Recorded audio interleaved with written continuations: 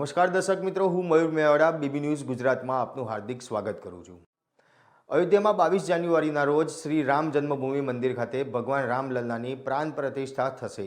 ત્યારે ભગવાન રામના મંદિર પર લગાવવામાં આવનાર મુખ્ય ધ્વજ સ્તંભની સાથે જ મંદિર દરવાજાને મિજાગરા, નકુચા વગેરેનું નિર્માણ હાલ અમદાવાદના ગોતા વિસ્તારમાં ચાલી રહ્યું છે। મંદિરનો મુખ્ય ધ્વજ સ્તંભ 35 ફૂટ ઊંચો અને 7500 કિલો બ્રાસનો છે, જ્યારે અન્ય 6 નાના સ્તંભ 12 ફૂટ ઊંચા છે। તેની સાથે જ દરવાજાના 42 મિજાગરા, તાળા અને 42 ઝુમ્મરના હૂક તૈયાર કરવામાં આવ્યા છે। આ જ રીતે નવા સમાચાર અને નવી અપડેટ્સ અમે તમારી વચ્ચે લઈને આવીશું, પરંતુ એ પહેલાં અમારી ચેનલ લાઇક અને સબસ્ક્રાઈબ કરવાનું ના ભૂલતા। નમસ્કાર।